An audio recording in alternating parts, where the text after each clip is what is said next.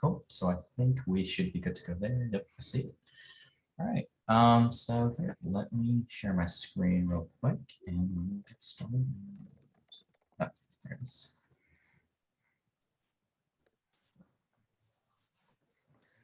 Okay.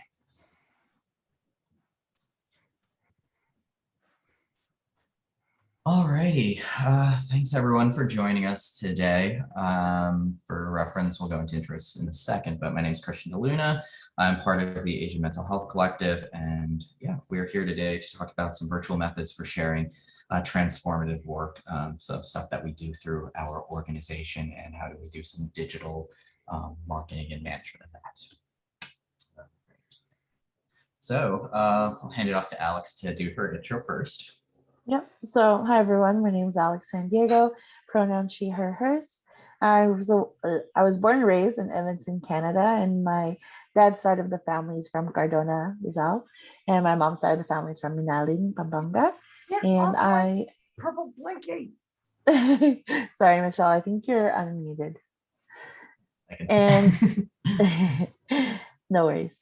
And I'm the Chief Marketing Officer for Asian Mental Health Collective. And I also work in the communications world for nonprofit land here in Canada.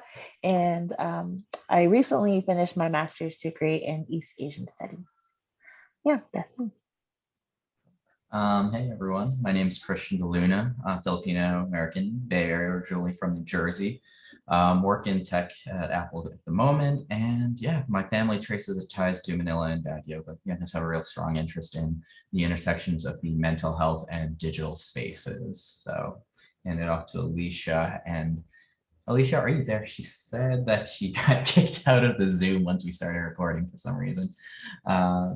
So while she's doing that, yeah, so Alicia is a second generation Filipino American. She's based in Chicago and she has roots in Pasig and Pampanga. All right, so let's go to the next slide.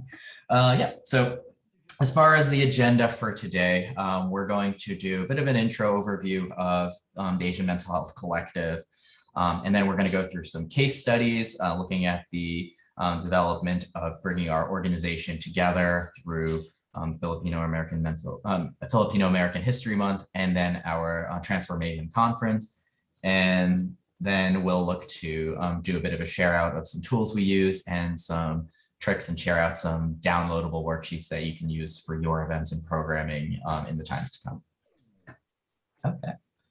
So for that, I'll do a quick overview of AMHC, the Asian Mental Health Collective. So we're a 501c3. We received our accreditation last summer. And the mission of the Asian Mental Health Collective is to normalize and destigmatize mental health within our Asian community. And where we hope to see the space go is to be able to make mental health just available, approachable, and accessible to Asian communities worldwide.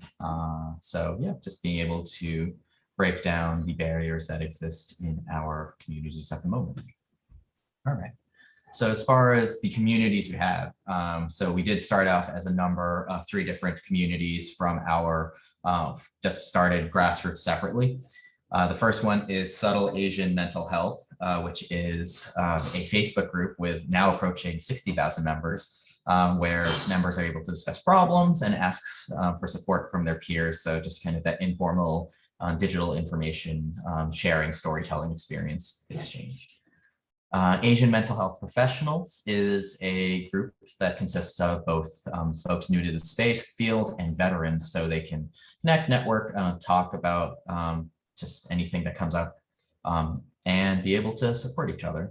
So, and lastly, we have Waves, which is an informal roundtable event group where we invite all folks to be able to just share their personal stories and experiences with mental health. And yeah, just to be able to provide that celebration of identity, vulnerability, and self-storytelling, and the importance of your own individual story. So with that, I think Alicia just rejoined us, so hopefully she'll be able to jump right into this one right on the spot. But Alicia, if you are there. Just while Alicia's getting ready, I just wanted to note that because of the fact that we were made up of 3 different organizations that came together as the collective, that at the beginning of our history, I guess, as AMHC, there was a lot of like very siloed work happening. And so it created a little bit of a segregated culture at the beginning. And so we highlight this Filipino American History Month in order to share how we started breaking down some of those barriers. Yeah, and Alicia? Are you there? Sorry, guys, I'm here. I apologize. Yes. Technology issues. I cannot see your screen. So Christian, can you tell me where we're at? Yeah, we're on the overview now. So Thank you. Awesome. Thanks, you guys. So yeah, this is kind of a campaign that we started at the start of the pandemic. So it's a digital and social media based campaign, and kind of experimented with how we were going to utilize social media and digital tools, especially during a world and time when we're all going virtual. So this was just celebrating that strength and resilience that Filipinos have had since coming to the US, providing that historical education and trying to see how our mental health has been impacted by that. So a lot of the topics we talked about were intergenerational trauma, colorism, racism, that Filipinos as well as other Asian communities have faced and still face.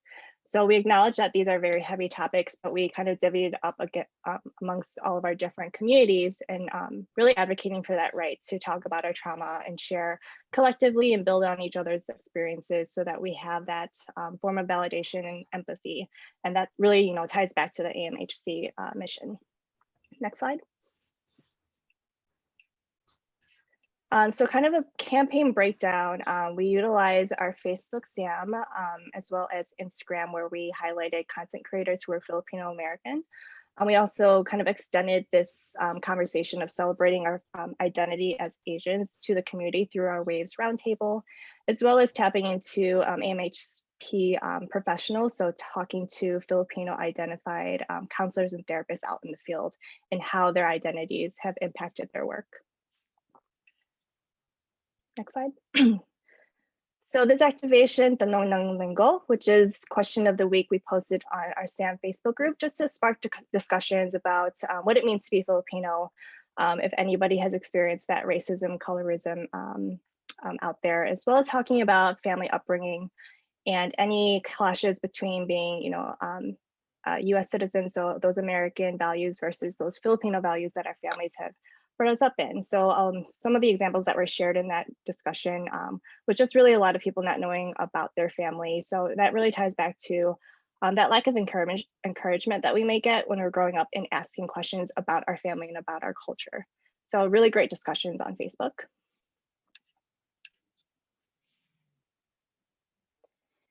And for Instagram, because it's such a visually driven platform, we wanted to utilize it and highlight those Filipino identified artists. So they were illustrators and hand lettering artists, and really build on that community aspect and sharing and highlighting their work and their artistry.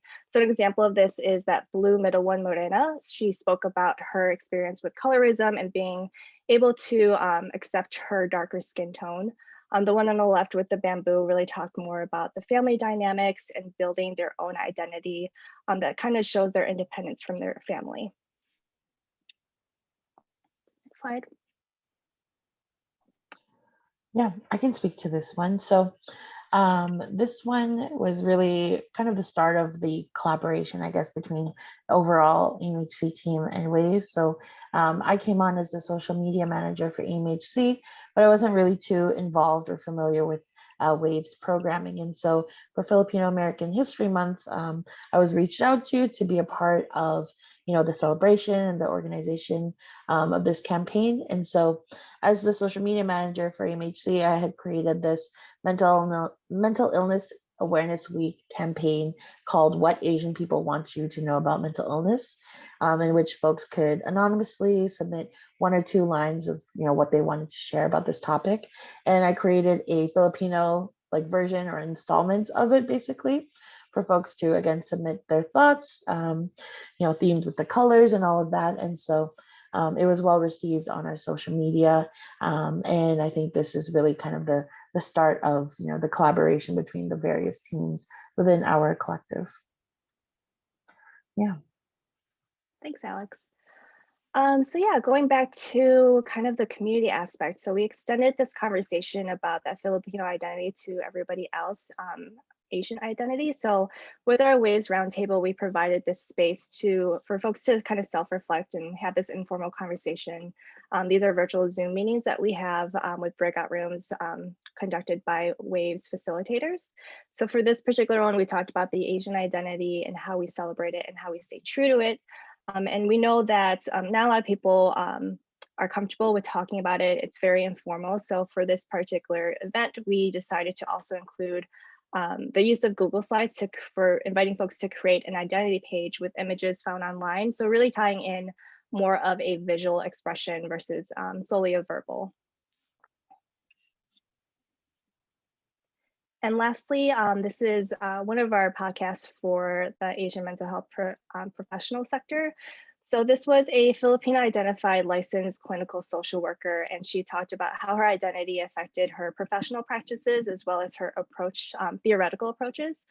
So within this, she talked a lot about just kind of that struggle with her own family pushing her to like the medical field and not really wanting to even highlight any like mental health services, which is a huge thing in the Filipino community. Because Filipino families are more spiritually based, they do tend to go to a priest or a medical doctor versus seeing a therapist. So she talks a lot about this internalized stigma. So we've linked the episode to that podcast below that we'll be sharing out later. So takeaways, the main thing, we did see an increase in engagement across our social media platforms. So we acquired a lot new SAM members and a growth in our followership with Instagram, which really helped set the stage and tone to build into our virtual conference, which we'll be speaking to in a little bit. Some learnings, that there's that need for that cross-team coordination, making sure that everybody's on the same page because we're coming from different sectors of AMHC. And also just acknowledging the fact that these are heavy topics that a lot of people may not think about or even have talked about. However, providing that space for them really helped us see from a high level that spectrum of what was being expressed on our platforms regarding their identities, and really gave us a good starting point to see what kind of conversations we can go talk about going forward. Another thing is just like the modalities of each message. So knowing who our audience is against Instagram versus Facebook, which really impacted the type of copy and the visuals that we utilize. A major challenge for us was actually that question of the week on the SAM page. We did have low engagement on those. However, this could be a huge learning for us as it could be due to the types of questions that we asked. So it's really a trial and error process for us, and it really pushed us to kind of see how we can pose those questions and what types of questions to bring up in later campaigns.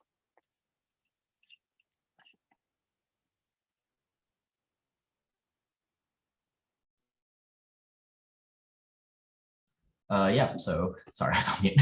But yeah, as far as the learnings go, I think it was one of those things where we had to discover how much more communication and coordination was needed to be able to talk across our different teams. Like was mentioned, we've been working, bringing the 3 different groups together. And then choosing which modalities convey message. So as Alex alluded to, there are a number of different ways that we've reached folks and wherever they actually happen to be. And yeah, so community or attendees can use our post and event to reflect on their own identities and mental health engage where they are on the various spectrums. Slide. Okay, so for Transformation, this is our conference that we had going into January this year.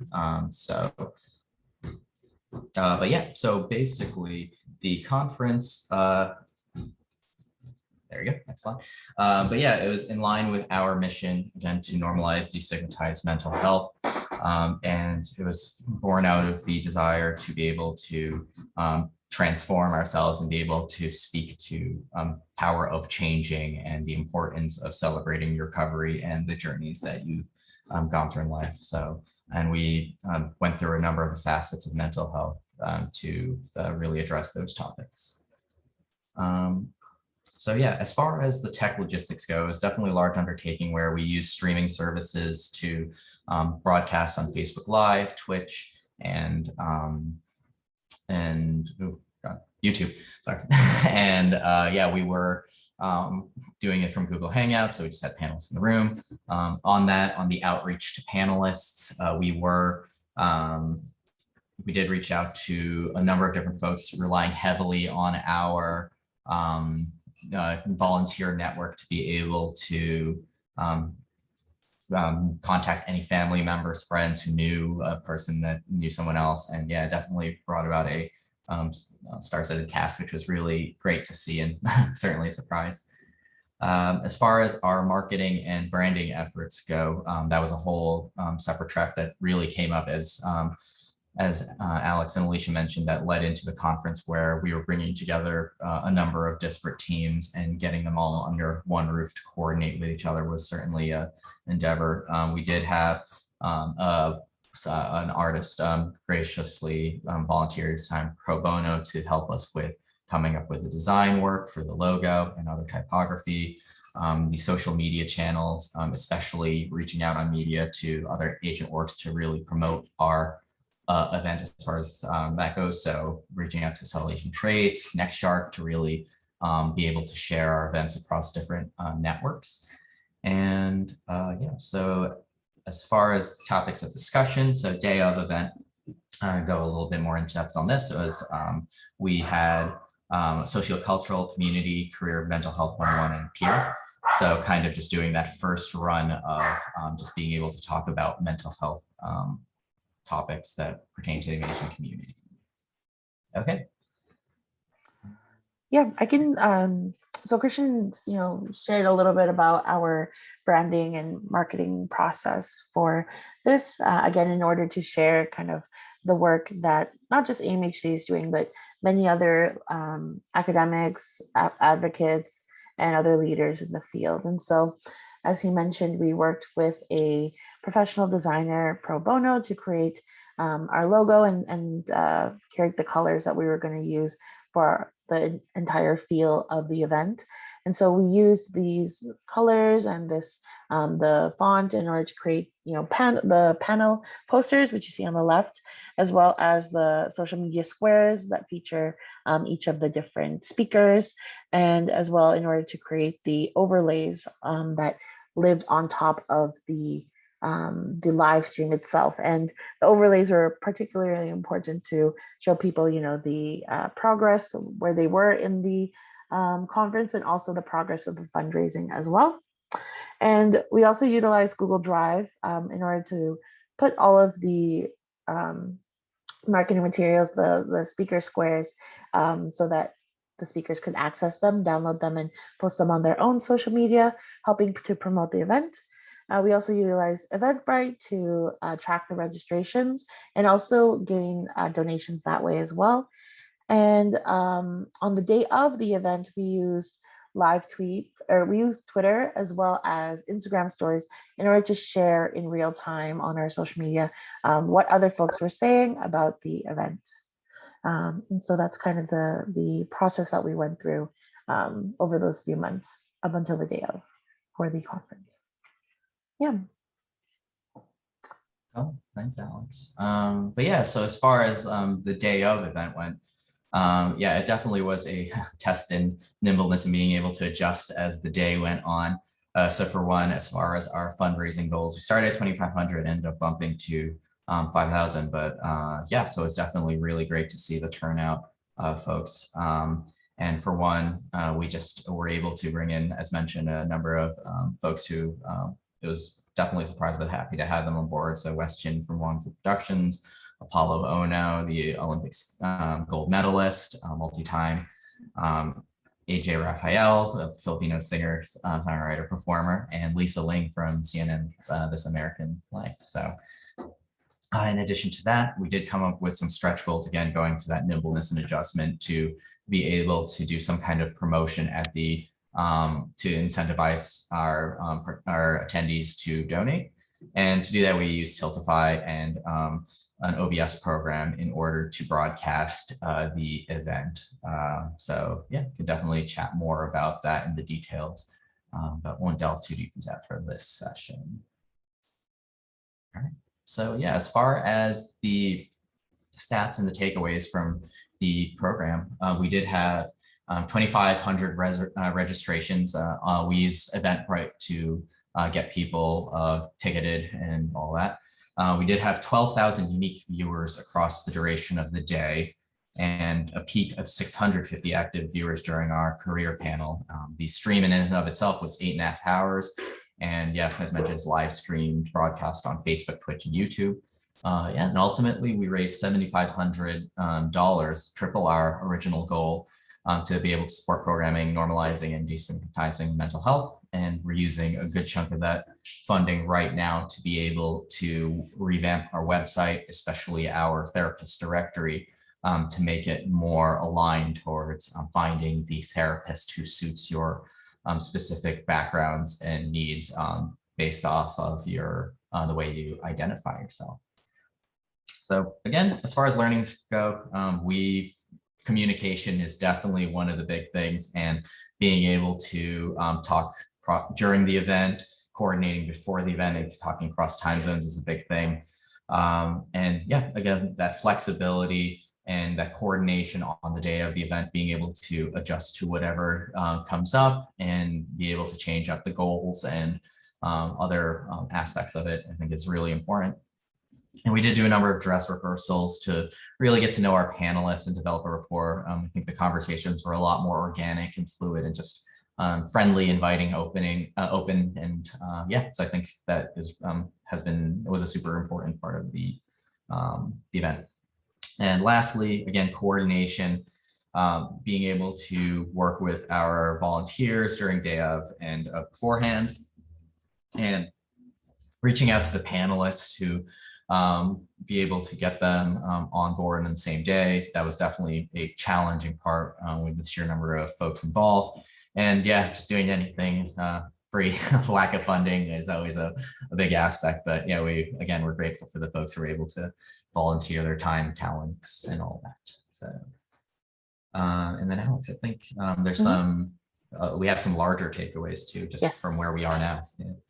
So from this, our team is, we communicate much better. We have cross-team communication, better rapport with each other. And as a result, we're able to respond and pivot much quicker to the needs of the community.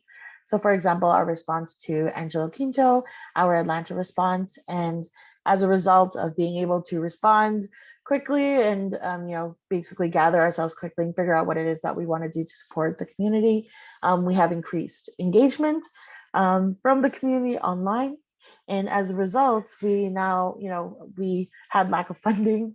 We didn't have any funding, to be quite frank with you. And now we have corporations and foundations reaching out to support the work that we do. And we're able to, again, mobilize that support, that funding into expanding our programs and resources, again, to support the Asian community. And in general, our learnings is that we need to be collective, not just in our name, but in the approach that we take to every single campaign and program that we put together. And so we're going to try and move into the workshop aspect of this. So I wanted to share the various tools and methods that we use in order to connect our team, because we are located across North America. Plus we have some members who are in Australia and Asia, and also how we reach our audience, which is primarily Asian folks who are in the US, Canada, UK, India, and the Philippines as well, according to our social media stats. So some of the tools that we use, next slide. Some of the tools that we use personally, we currently use Workplace. If you're not familiar with it, it is created by Facebook. And so if you're familiar and comfortable with Messenger and the way that Facebook groups work, Workplace can be a good tool for your team.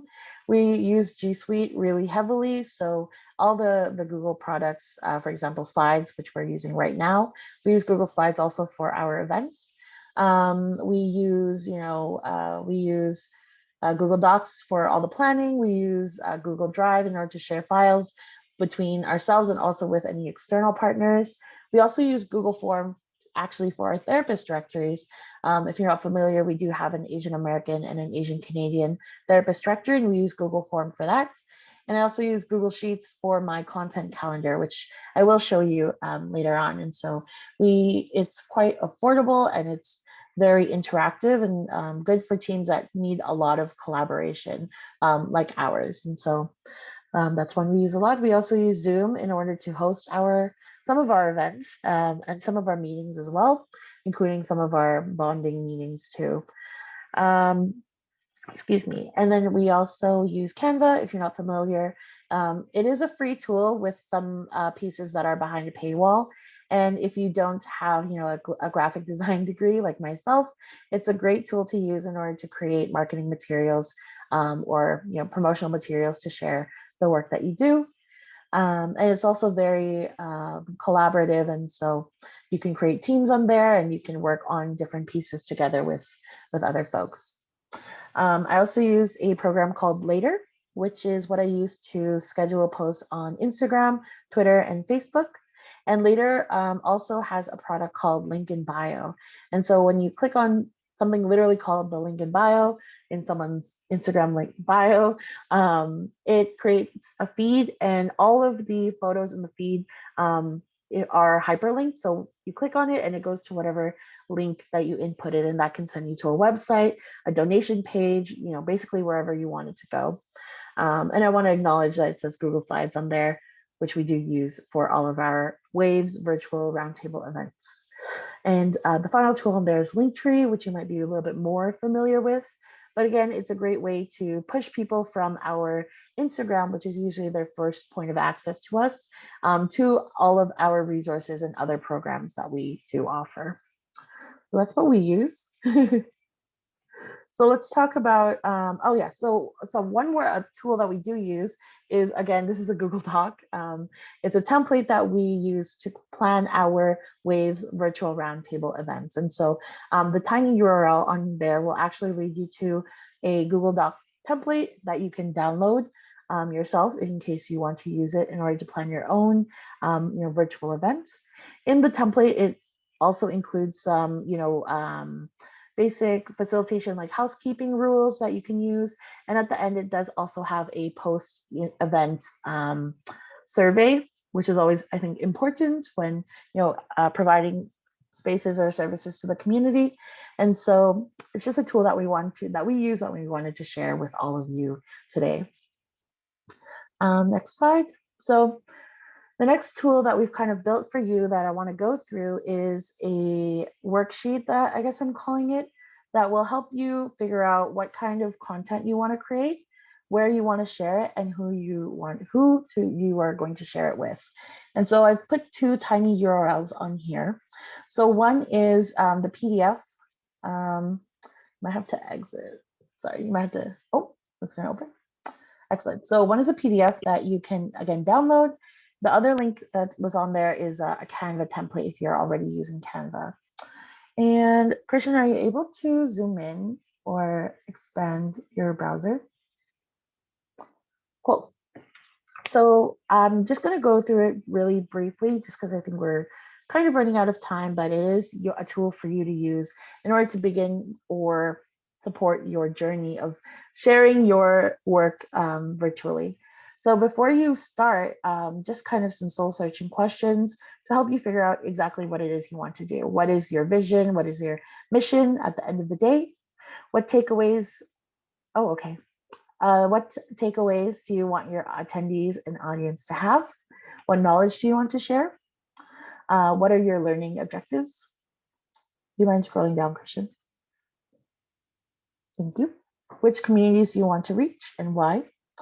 And which accounts do I like? And which accounts content do I not like? And this will help bring you closer and basically curate exactly what it is that you want to create. So next question is, so now you have the cause and what it is that you want to do. And now you can start to think about where you want to do it virtually. So what platforms are out there? I just included a few. There's even more than this list, but just to get you started. So there's, Facebook, Instagram, Twitter, but there's also, TikTok and YouTube, Reddit, Discord. Medium is kind of like a blogging platform. So is WordPress. Card, you might have seen it, used to share out like long lists of resources to help people mobilize or act on various social justice causes. And WhatsApp and Telegram are group chatting apps that actually a lot of immigrant communities use to share information really quickly. And so thinking about the platforms that you know of, and again, just some soul searching to help you just get closer to what it is that you want to do. So asking yourself, what are 3 platforms I feel confident using? What are 3 platforms that I want to learn more about, that I think I want to use, but I don't know 100% about it? For example, when I started with AMHC, I didn't really know a lot about TikTok. Didn't really know a lot about Discord, although we had Discord, but it's not active anymore, and things like that. So, for example, and then what you can do once you figure out, if there's something I want to learn how to use, or that I think my audience is on, but I'm not sure how to use it, you can also reflect on what you can do to learn about these platforms. And it's not as inaccessible as it might seem. You don't necessarily have to go out and get a marketing or communications degree, because I don't have either of those things, but I'm still able to do this work because I just figured out what I could do to observe and learn from other folks. So whether it was reaching out to someone in my personal network that can do these things to show me, the beginning, the basics, the ropes, or potentially, accessing free content like YouTube videos, tutorials, blog posts, or following content creators that I liked on those platforms, seeing what they do and trying to mimic it on my own and practicing. And so whatever's just, I guess, the most accessible option for you is best.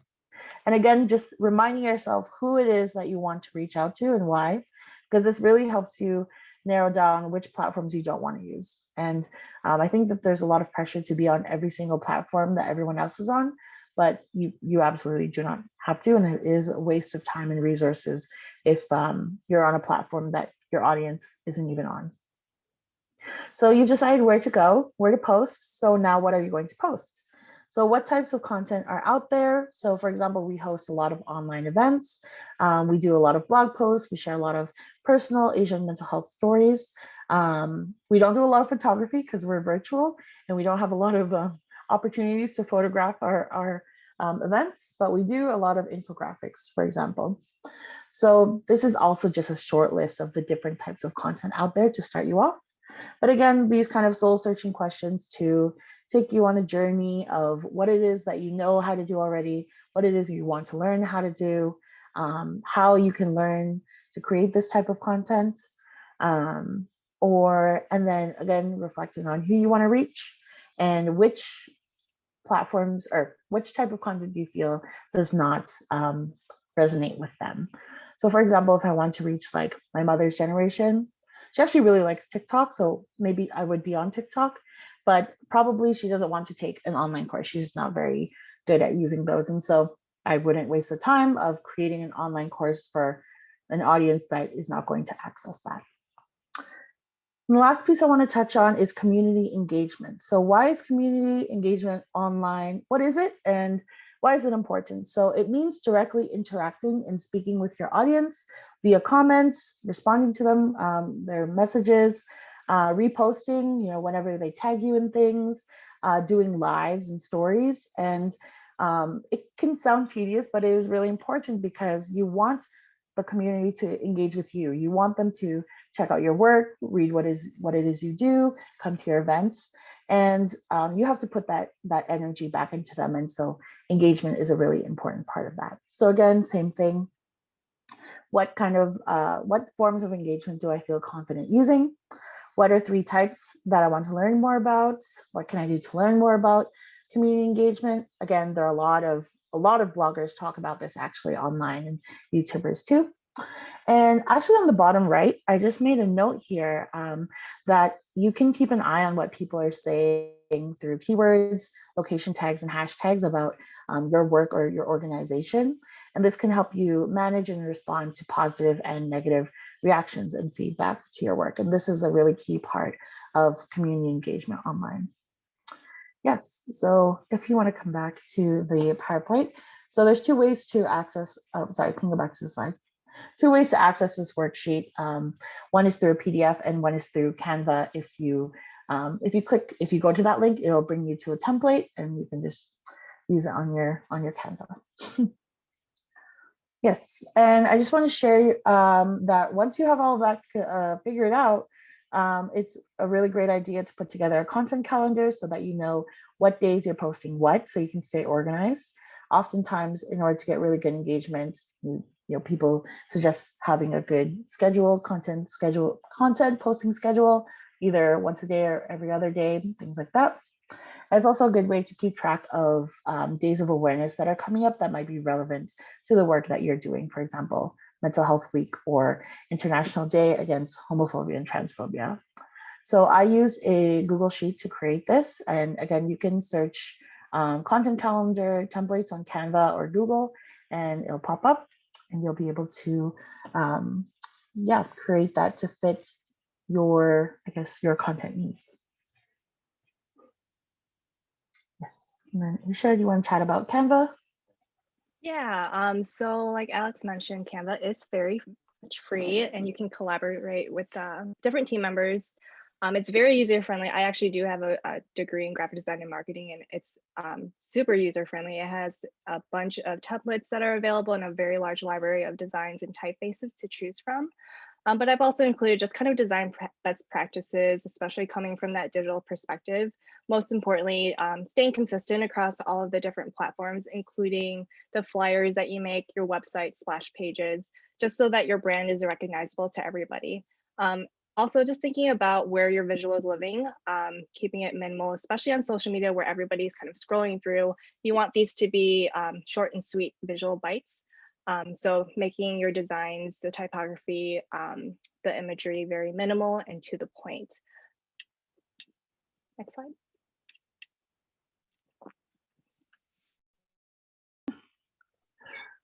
Okay. Cool. So that was the last slide. Yeah. Well, thanks everyone for joining us today.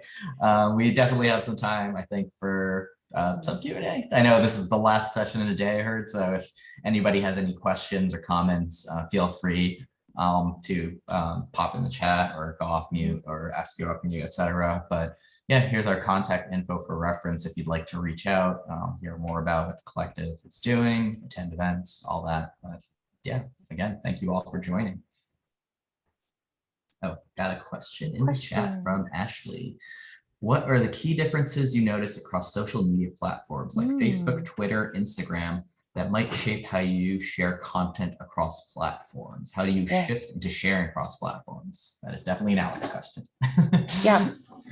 Okay, so for Facebook, we have pages. We have our page, right? Asian Mental Health Collective, the page, and we have our Subtle Asian Mental Health group, as well as our Asian Mental Health Professionals group. And so knowing the two differences between those two things is really important, I think. And like in terms of pages, it's really hard to get engagement unless you pump money into Facebook. Unfortunately, that's how it's built now. And so you're more likely to get good engagement from your community if you create a group and then advertise that group, through either like other organizations out there or through your other platforms, Twitter, Instagram. And I think that's basically how South Asian Mental Health gained so many members, is through the alignment. I'm not even sure what these words are, with like Subtle Asian traits, and also through word of mouth. I joined through word of mouth as well, and so that's what I would say for Facebook. And then for Twitter, it's definitely a space for like the most engagement we get on Twitter is usually from other academics or advocates doing this work, or from fans. So it's a very niche platform, and often, and it's also much, the character count is much shorter. And so you really have to curate what you're doing for Twitter, because often what does well on Instagram or Facebook does not do well on Twitter. And so you have to really do a lot of engagement on that platform in order to get engagement back from the community.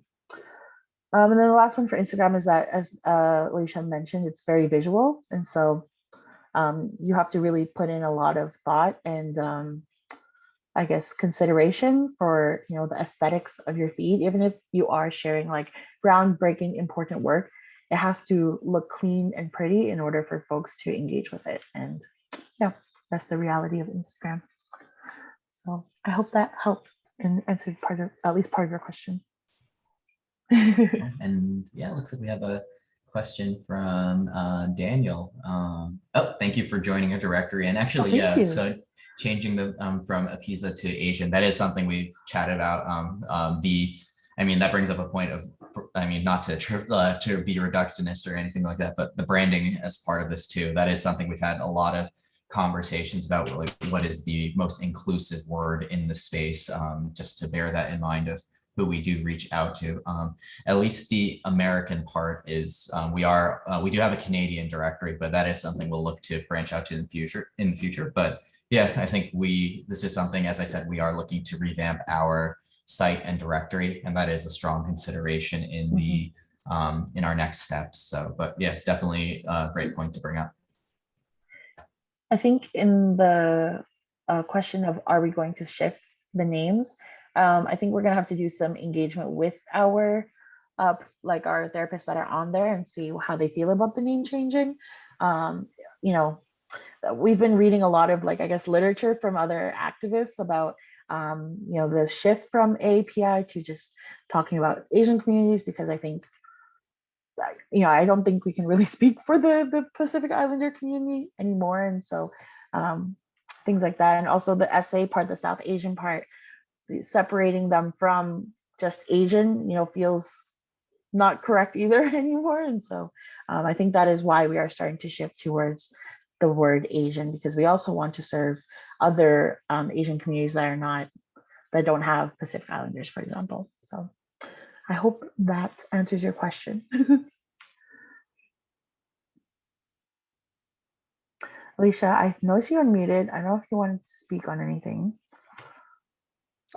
I think just going back to that first question Ashley mentioned with the social media platforms, I think it's good to also note, you don't necessarily want to make one single visual that's going to be posted across all platforms. You kind of want to keep it in tune with, again, who your audience is. So even if it's a slight change in the imagery, color palette, or the typography that's better suited for that audience can make a huge difference, because it shows that you're listening to them, you're engaging with them, and not just necessarily splashing your main image and logo across everything just so you can like spread the word on it. So as long as you can make it that much more personable, it's going to make a huge difference.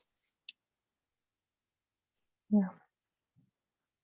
And Daniel, I totally agree. I think that what I've noticed, especially during this month, is that a lot of companies and people who are doing their best to be allies, I think they don't even know who they're referring to when they say Pacific Islanders.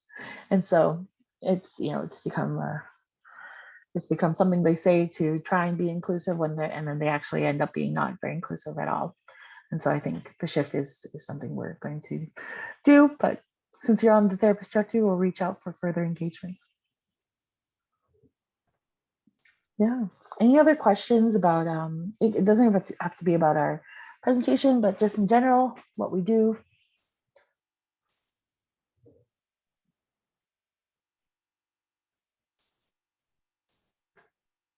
All right.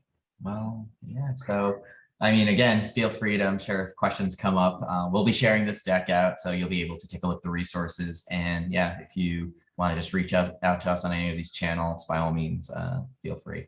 We would love to hear from you. But yeah, so thank you everyone for spending your Saturday with us, and hoping you're all keeping safe and well. We will see you in the future. Absolutely.